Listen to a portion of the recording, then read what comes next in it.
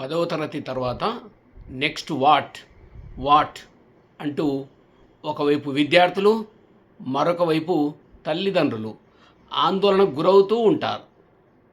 మరి ఇలాంటి సందర్భంలో ఎలాంటి మంచి నిర్ణయాలు తీసుకోవాలి? ఎందుకంటే ఇది పిల్లల లైఫ్ సెటిల్మెంట్కు సంబంధించింది. మరి ఎలాంటి నిర్ణయాలు తీసుకుంటే బాగుంటుంది? ఎలా ముందుకు వెళ్ళాలి? ఒక్కసారి మనం రాంగ్ స్టెప్ వేసినట్లయితే మళ్ళీ తర్వాత దాన్ని సరిదిద్దుకోవడం చాలా కష్టంగా తయారవుతుంది. కాబట్టి ముందుగా విద్యార్థుల తల్లిదండ్రులు చేయాల్సిన పని ఏంటంటే, మొదటగా మీ పిల్లలకు ఉన్నటువంటి ఆసక్తికరమైనటువంటి సబ్జెక్టు ఏంటి, ఏ రంగంలో వాళ్ళు సెటిల్ కావాలని ఒక లక్ష్యం ఉంది వాళ్ళకు, దాన్ని ముందుగా కరెక్ట్గా తెలుసుకోండి. తర్వాత తెలిసిన వాళ్ళ నుండి కొన్ని సలహాలు స్వీకరించండి. ఆసక్తిని బట్టి, లక్ష్యాన్ని బట్టి సలహాలు సూచనల మేరకు మీ సరైన నిర్ణయం తీసుకొని మీరు ఆ కోర్సులోకి జాయిన్ చేస్తే చాలా బాగుంటుంది.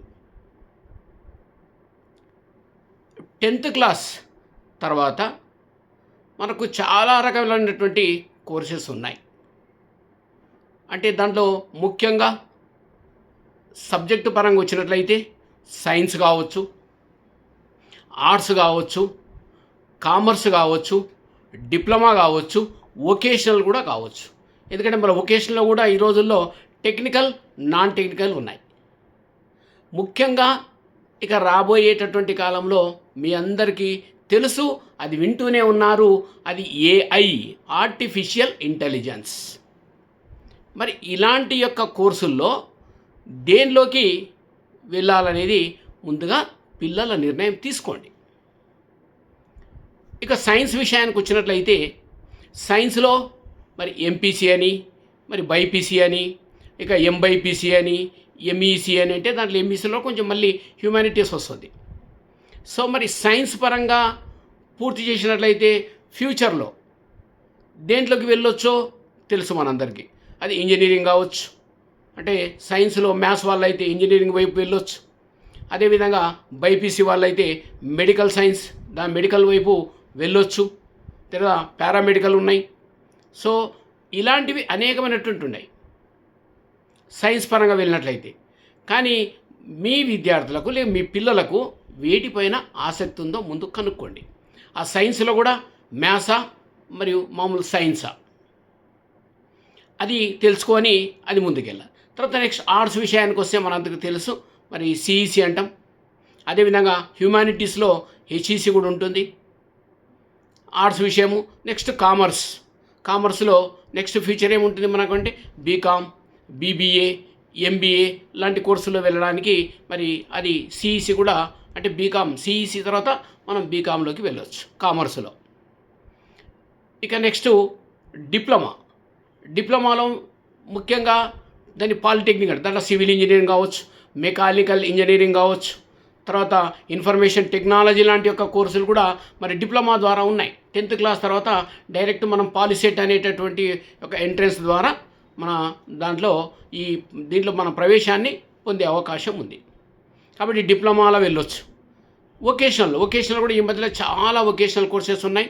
మరి టెక్నికల్ కావచ్చు, నాన్ టెక్నికల్ కావచ్చు, దాంట్లో కూడా వెళ్ళడానికి అనేకమైనటువంటి అవకాశాలు చాలా ఉన్నాయి. సో కాబట్టి ఇది ముందు స్టెప్ ఇది. కాబట్టి ఆసక్తి తెలుసుకొని సైన్స్ వైపా, ఆర్ట్స్ వైపా, కామర్సా, డిప్లొమానా, వొకేషనల్, అది ముఖ్యంగా ముందుగా ఆలోచన చేసుకోండి. ఆ తర్వాత మళ్ళీ ఫ్యూచర్లో కూడా మనకు అనేకమైనటువంటి అవకాశాలు చాలా ఉన్నాయి. ఇప్పుడు హ్యుమానిటీస్ అంటే మన ఫిజియాలజీ చేయొచ్చు, సోషియాలజీ చేయొచ్చు, తర్వాత నెక్స్ట్ జర్నలిజంలో కూడా వెళ్ళొచ్చు. ప్రతి దాంట్లో కూడా ఉన్నాయి. ఇవే కాకుండా మనం 10th తర్వాత ఫ్యూచర్లో మరి ఇవిగా నావికా దళం ఉంది, వైమానిక దళం ఉంది, తర్వాత ఆర్మీ ఉంది, అంటే రకరకాల 3 త్రివిధాలు అంటాం కదా మనం. సో అవి కూడా మనకు అవకాశాలు ఉన్నాయి. అంటే మనము ఎంచుకున్న కోర్సును బట్టి ఫస్ట్ 10th క్లాస్ తర్వాత మనం దేంట్లో జాయిన్ అవుదాం, డిఫెన్స్ సైడ్ వెళ్ళిపోదామా ఇక్కడ, లేదా మామూలుగా సైన్స్ ఇది చదువుకుని దాంట్లో కూడా మనం డిఫెన్స్లో వెళ్ళిపోవచ్చు. అంటే ఏ రంగంలోకి వెళ్ళాలన్నా ఇక్కడ సరైన నిర్ణయం అనేది చాలా అవసరం. అది ఇక్కడ ఏ మాత్రం మనం రాంగ్ గైడెన్స్ కానీ రాంగ్ స్టెప్ కానీ మన పిల్లలకు వేయించినట్లయితే మరి అది జీవితాంతం వాళ్ళు చాలా ఇబ్బందులకు గురయ్యే అవకాశం ఉంది. కాబట్టి లైఫ్లో ఎటు వెళ్ళాలనేది ముందే సరైన నిర్ణయం తీసుకుంటే చాలా బాగుంటుంది అది. కాబట్టి ఇప్పుడు నేను చెప్పినటువంటి కోర్సుల్లో ఎక్కడన్నా మనం వెళ్ళవచ్చు. సో ఆలోచన చేయండి. అది ఆలోచన చేసి తల్లిదండ్రులు ఆ విధంగా సరైన నిర్ణయం తీసుకొని ముందుకెళ్తే చాలా బాగుంటుంది. ఒకవేళ నేను ఇచ్చిన ఈ వీడియో మీకు నచ్చినట్లయితే దయచేసి తప్పనిసరిగా లైక్ చేయండి. ఒకవేళ సబ్స్క్రైబ్ చేసుకున్నట్లయితే సబ్స్క్రైబ్ చేసుకోవాల్సిందిగా కోరుతా ఉన్నాను. Thank you.